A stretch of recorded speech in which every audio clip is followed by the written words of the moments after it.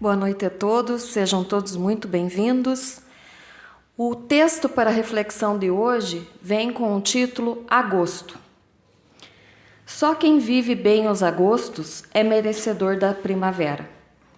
Lembro-me bem, foi quando julho se foi, que o vento mais gelado, mais destemperado, que arrastava ainda folhas deixadas pelo outono, me disse algumas verdades.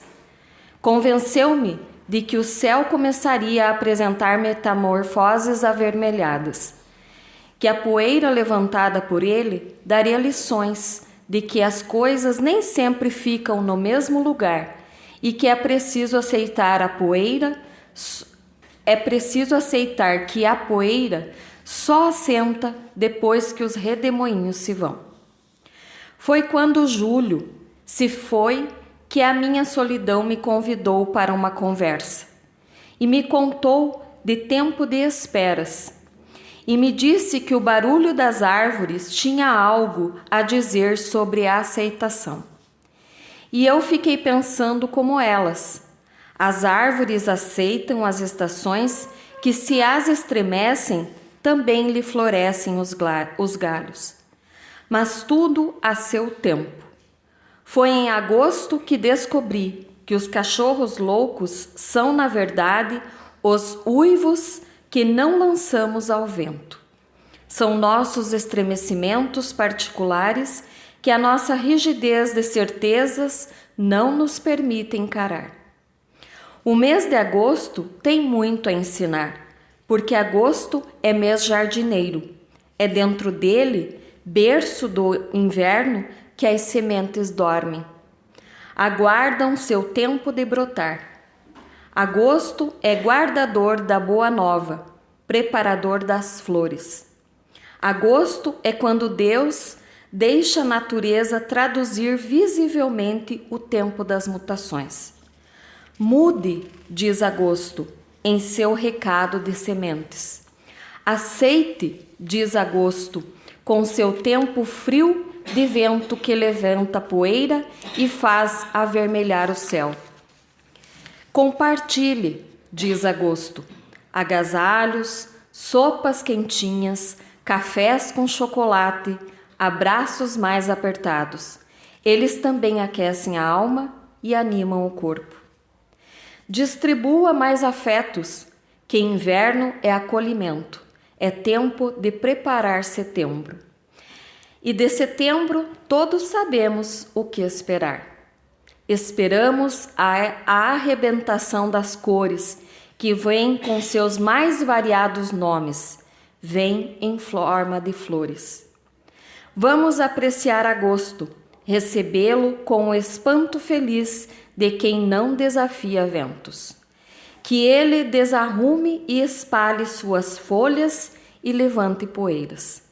Aceite as esperas, mas coloque floreiras na janela. Só quem vive bem os agostos é merecedor da primavera. Boa noite a todos. Que a paz do Mestre Jesus esteja com cada um de nós. Que nós possamos aqui estar concentrados, recebendo bons fluidos, permitindo que os trabalhadores desta casa, que os mentores espirituais, que o anjo da guarda de cada um nos tenha acesso e traga todas as benesses de que necessitamos e de que nos farão bem para mais uma semana. Diante desse texto quase que dava para a gente ir embora, né? Eu fiquei ouvindo ali e refletindo, tão simples e tão profundo. Assim como é tudo que é da lei de Deus, a natureza está dentro das leis naturais e ela tem uma filosofia tão profunda e incessante que muitas vezes eu me sinto infeliz de tão pouco apreciá-la. Os ensinamentos que as leis naturais nos dão, no simples cair de uma folha, na troca das estações, no sofrimento que o tempo difícil traz, com a poda das árvores, como diz, quando a caída das folhas, para que a gente se prepare no inverno para ser merecedores da primavera. Isso é tão profundo que nos encanta, traz assim sentimentos à flor da pele, se sensíveis estivermos para ouvir, ver, enxergar tudo isso que Deus nos oferece. Né? Eu não conhecia esse texto e fiquei muito impressionado. E como não existe o acaso, hoje a gente vai falar sobre essa preparação para receber a primavera. A gente vai falar sobre reforma íntima e alguns detalhes desta reforma, digamos assim, alguns segredos desta reforma. Né? Porque quando a gente fala em reforma íntima, se a gente for explicar de maneira simples e sucinta o que é reforma íntima, a gente vai falar assim, é reconhecer aquilo que a gente tem de ruim e achar uma maneira de melhorar, e para aqueles que são cristãos, buscando no exemplo de Cristo, né, que foi o Espírito mais incrível que já passou pela Terra, buscando no exemplo da sua vivência, transformar-se. Tá certo? Tá certo. É simples assim? É. Mas quando a gente lembra que a gente é a soma de muitas pessoas dentro de nós, e que para reformar-se intimamente, a gente precisa reconhecer a si mesmo como um ser integral, como um universo por si só. Que o Tiago de hoje é a soma de centenas, milhares de encarnações, acontecimentos, histórias, alegrias, frustrações, amores, discórdias. E quando a gente olha para esse ser integral, não o Tiago que está aqui, que nasceu filho da Gleide e do Luiz, que nasceu em Prudentópolis, e que está falando aqui, não é esse. Quando a gente olha para a gente mesmo, a gente percebe que é muito complexo, pelo emaranhado de situações, mas muito mais pela incapacidade de compreensão que a gente ainda tem sobre nós mesmos. Devido ao quê? Ao atraso espiritual? Pode ser. Mas também devido à nossa falta de prática, à nossa falta de vontade de conhecer-se. Então, quando a gente volta lá na questão que eu acho a questão mais maravilhosa do Livro dos Espíritos, que é a número 919, que Allan Kardec pergunta ao Espírito da Verdade, dizendo: qual é a maneira de melhor evoluirmos nessa vida? Ele diz, categórico: conhece-te a ti mesmo. Né? Quer dizer, olha para você, reconhece tuas dificuldades, aquelas que você reconhece o motivo, né? As causas atuais das aflições, né? Vai lá no capítulo 5 do Evangelho segundo o Espiritismo, bem-aventurados os aflitos, lá tem causas atuais, causas anteriores. Aí a gente entende, não, isso é por causa disso, né? E aquilo que a gente não compreende é por causa de vidas passadas. E aí a gente entende que a gente vive a bênção do esquecimento, porque senão a nossa consciência nos cobraria tão pesado, que não teríamos força sequer para levantar da cama. E aí a gente começa a compreender quem a gente é. Porque muitos de nós falhou N encarnações no mesmo problema, que é o tema central. Né? Então, por exemplo, como que funcionam as obsessões? De maneira bem curta, sempre no tema central. Então, por exemplo, se a pessoa é avarenta, digamos assim, o obsessor dela vai trabalhar nessa avareza para que ele brigue com a mulher. Ele não vai chegar dizendo assim, brigue com essa mulher, brigue com essa mulher, briga. Não, porque ele tem paciência, o marido tem paciência, o marido ama a esposa. Não, ele vai usar a avareza. Então, assim, a gente precisa olhar para nós mesmos e entender essas dificuldades, né? E isso não é muito simples, mas ao mesmo tempo, com boa vontade, passa a ser de fácil identificação, né? E vejam só como é que é. Eu posso relatar a vocês assim que uma vez a gente fez uma dinâmica lá na Acta. E aí eu perguntei para o pessoal assim, de vocês que estão aqui, quantos têm problema de vício em parentes bem próximos, dentro de casa, assim, pai, mãe, irmão, que convive conjunto? Eu não me lembro direito o número, mas eu acho que a gente estava em 18, eu não sei se 15 ou 16 levantaram a mão. Meu pai, é minha mãe. E aí eu perguntei assim, pois é, mas se a gente não tratar, você percebe que vai se repetindo? Porque se você sofreu isso com o teu pai, eu tenho certeza que quando você era criança, você dizia assim, eu nunca vou beber na minha vida.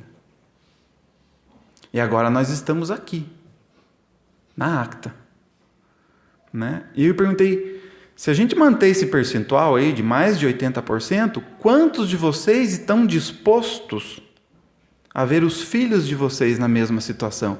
Porque se está replicando em 80%, e se vocês não se tratarem, vamos dizer que 80% dos filhos, vamos dizer que mantém essa estatística, 80% dos filhos vão ter problema com vício. E aí nós, espíritas, entendemos sobre a reencarnação. E percebemos que talvez aquele sofrimento de alcoolismo acompanhe aquela família há milênios. E aí a gente começa a ter consciência da magnitude, do tamanho do sofrimento dessa família.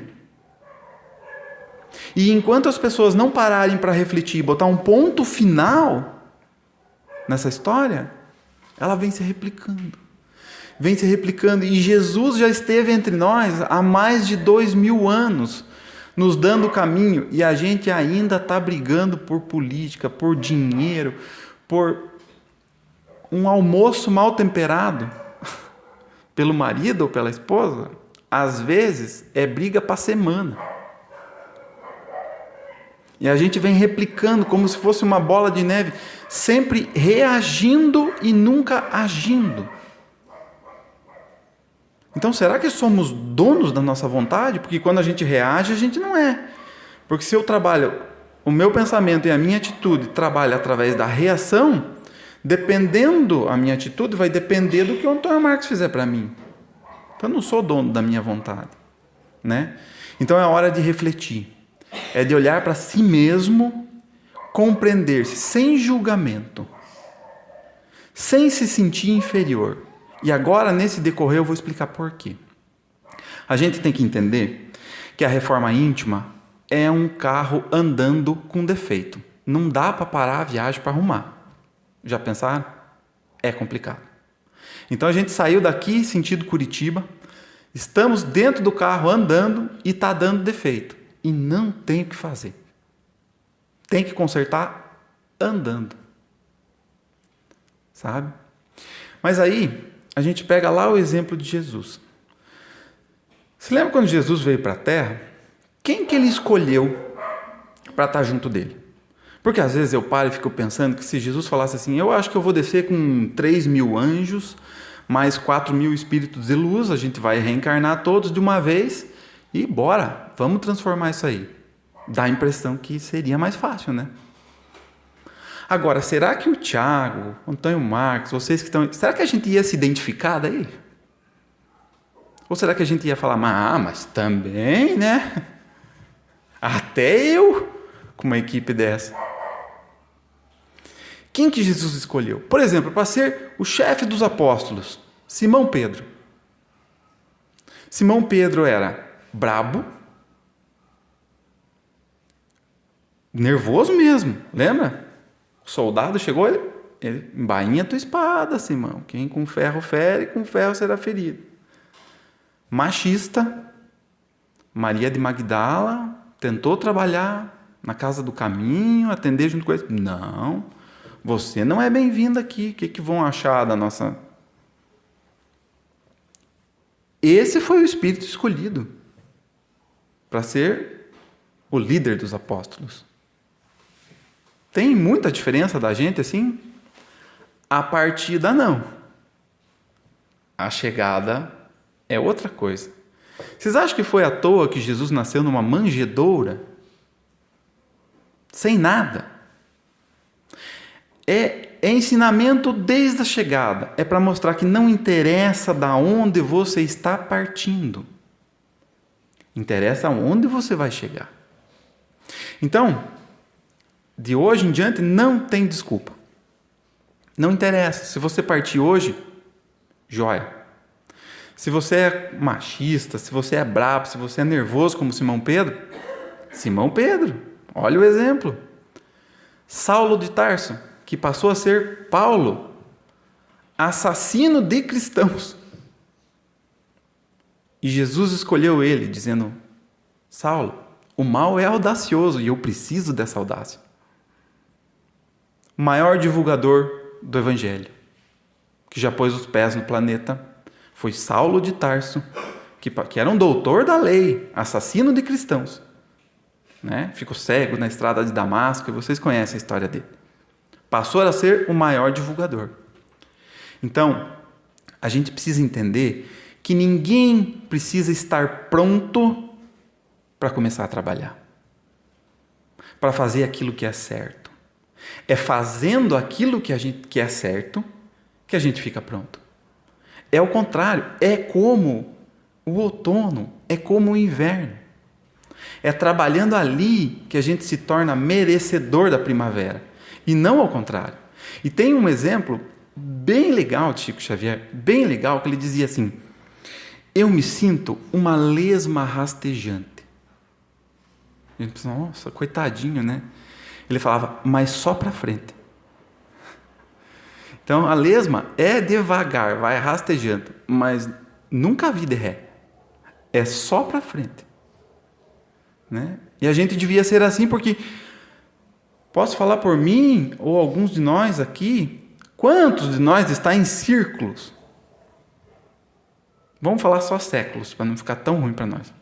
Vamos falar só séculos. Né? Então, que a gente seja como a lesma, que vai caminhando só para frente. Né?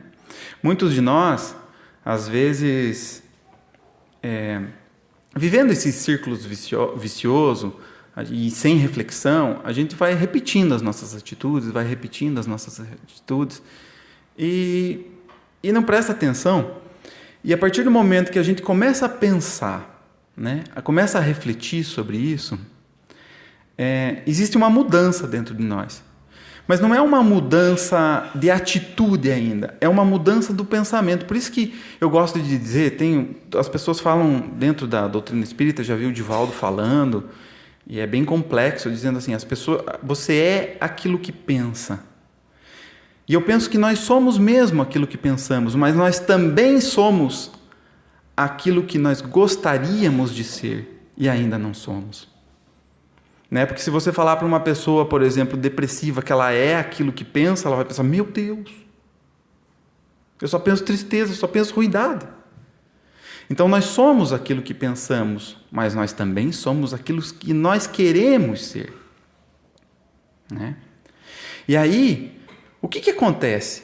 Quando a gente começa a pensar assim, a diferença não é que a gente se livra dos problemas, mas é que antes a gente corre a favor das nossas más inclinações. O alcoólatra corre a favor da bebida. Aquele que trai a esposa corre a favor da traição. Aquele que é avarento corre a favor da avareza. E quando a gente toma consciência, não é que você não vai errar mais, mas você corre para o outro lado. Às vezes, aquele cachorro que o Chico Xavier falou que são nossas más inclinações, que eu já falei um monte de vezes para vocês aqui, alcança. Né? Que a gente corre do cachorro grande, mas com uma vontade que ele pegue a gente. Mas o fato é que a gente está correndo para o outro lado. Né? Então, ninguém precisa ser santo, nem perfeito, para começar a fazer aquilo que é certo. Esse é o primeiro ponto. Né? Com exemplos de Simão Pedro, com exemplos de Paulo de Tarso, e assim por diante. O segundo ponto é o amor. Agora, vai para as mães que estão aqui. Quando teu filho começou a andar, você amou mais ele porque ele começou a andar? Ou você amou igual amava antes dele andar? Igual. Quando seu filho aprendeu a falar, você passou a amar mais ele porque ele aprendeu a falar? Não. Porque amor é amor, gente. Amor não tem condição. Amor não tem premissa. Amor é amor. E aí a gente começa a compreender, através do amor, como que acontecem os processos de regeneração e de convite, de reflexão sobre a nossa reforma íntima. E agora, para quem não leu o Nosso Lar, me desculpe, mas eu vou dar spoiler. Para quem leu, vocês lembram quando André Luiz desencarnou? Aí estava lá no umbral, feia a situação, foi resgatado, né? Aí quando ele foi resgatado e melhorou, ele perguntou da mãe e do pai dele. A mãe dele estava numa colônia espiritual tão elevada que ele teve que, pensem bem, olha que loucura, ele estava desencarnado, então ele estava com o espírito e perispírito, né? Ele teve que adormecer o perispírito para ser levado para a colônia espiritual que a mãe dele estava, que era mais elevada que o Nosso Lar, né? Então, de tamanha dificuldade de vibração. E aí, o pai dele estava no umbral menos 2 estrelas, vamos dizer assim. Estava no umbral um pouquinho mais feio, com as 2 amantes dele. Porque ele tinha 2 amantes e desviou as meninas, desviou do caminho reto e foram os 3 para lá. E aí André Luiz começou a se incomodar demais com aquela situação, né? E falou, olha, eu preciso ajudar meu pai. E ia lá, ele dava e batalhava e ele não saía daquele círculo. Ele não aceitava ajuda, ele não entendia, mas não porque não queria, ele nem via, ele nem sentia. E às vezes eu fico pensando quantas vezes a gente é assim, né? Deus manda ajuda e a gente vem daqui, a gente olha para lá, vem de lá, olha para cá. E assim vai. Como o pai de André Luiz. Né? Aí André Luiz foi um dia e falou para a mãe dele, olha mãe, eu não sei o que fazer, sabe? Porque assim não tem como ajudar o pai. Ela falou, não se preocupe. Isso está resolvido. Mas como resolvido? Não, eu vou reencarnar. E vou casar de novo com teu pai. E aí agora aquela pergunta que todo mundo está se fazendo, quem não leu o livro, né? E as 2 amantes? Falou, não se preocupe, meu filho, eu vou receber elas como minhas filhas. E aí o seu pai, que na vida passada desviou ela do caminho, vai educar através do amor para que elas recuperem o caminho. Deus não é maravilhoso, gente? Vocês acham que isso é castigo? Olha a beleza, a misericórdia divina, a bondade de Deus, do ministério da reencarnação, providenciando uma situação dessa. Eu imagino a ciumeira que esse pai vai ter dessas meninas. E eu imagino. Né? Já pensou no dia do casamento? Não vai. Mas é assim que as coisas acontecem. Então, quando a gente chegar dentro da casa da gente, dentro da família da gente, o irmão difícil, o filho assim, o filho assado, é a mesma bênção, gente. Não é com o André Luiz que aconteceu isso. É comigo, é com o Robes, com o Antônio Marcos, com cada um de vocês. É o mesmo milagre. É o milagre do amor. Porque Deus não impõe condições para nos amar. Ele simplesmente nos ama. E você pode cometer a maior besteira da tua vida, o maior crime, a maior barbaridade. Não muda o amor de Deus. Não muda.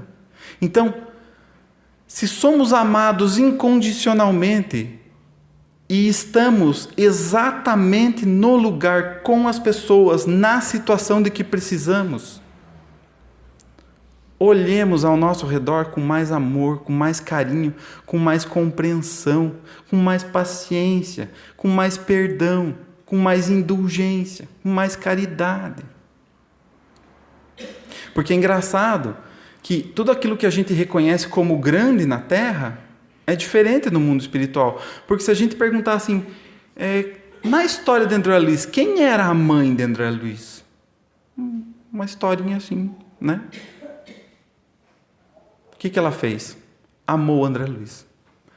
E o pai? O pai era um fazendeiro, abonado, muito bem de vida, financiou os estudos de André Luiz, pagou a faculdade, fez ele se formar médico, ajudou a tornar-se doutor. Vamos ser bem sinceros com nós mesmos, diante dos nossos olhos, terrenos, digamos assim, encarnados, materialistas, na sociedade, quem que ia ser mais importante e mais bem visto? A mãe ou o pai?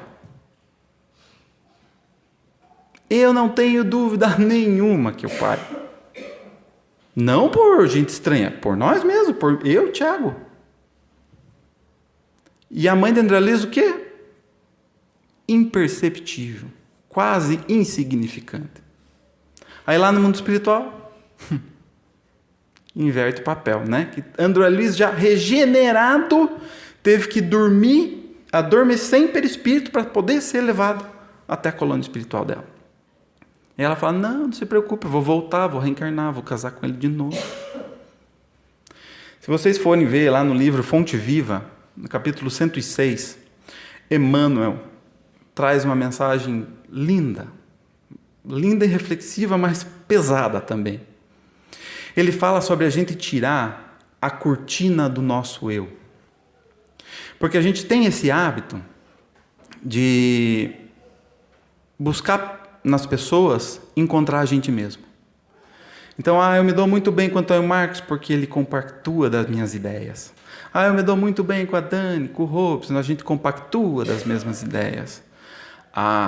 Fulano lá, nem sei o que falar dele, porque ele pensa diferente de mim. Vocês já imaginaram se a gente fosse tudo igual? Vocês já imaginaram? Se a gente fosse tudo igual, mas é que a gente procura a gente mesmo nos outros. E a gente precisa tirar essa cortina dos olhos da gente, para que a gente possa compreender o irmão e começar a trabalhar dentro de nós tudo isso que eu falei ainda há pouco, que é para fazer dentro de casa. Né? Então, começa dentro de casa, começa por nós mesmos, aí com o nosso próximo. Né? E a gente pensa assim, caridade, né? Meu Deus, nossa, se eu pudesse, se eu ganhasse na Mega, ia ser um arraso de tanta caridade. Duvido alguém que nunca pensou isso, né? Eu sempre penso, nossa, se entrar um dinheiro, vamos fazer 2 andares aqui no centro, como se fosse isso, né, gente? Mas a gente precisa entender a caridade de outra forma também. Porque quando a gente pensa assim, o que é caridade? Você fala assim, é ajudar. É levar uma comida. É dar um ombro amigo. Mas vocês já pensaram que em caridade, como no lado que necessita? Garanto que não. Vocês já pensaram assim, olha, caridade é porque eu preciso de um atendimento fraterno. Caridade é porque eu preciso que alguém me ajude nessa situação. Então, vale a reflexão. Vale a reflexão de a gente compreender o nosso próximo. Porque a gente não, assim, é sempre bom assim, né? Eu bem e eu auxilio quem precisa. Eu bem, eu providencio quem precisa. Né? Então, a gente precisa descortinar a gente, reconhecer a diversidade como maravilhosa e como obra de Deus. Né? Então, já está acabando o nosso tempo. As dicas são, todo mundo está pronto para começar. Vamos fazer que nem a lesma. O amor de Deus é incondicional. Né? e vamos olhar para dentro de nós mesmos sem a nossa cortina do orgulho, do egoísmo, né? E da nossa vontade, digamos assim, das nossas inclinações. Obrigado pela atenção de vocês e até uma próxima oportunidade.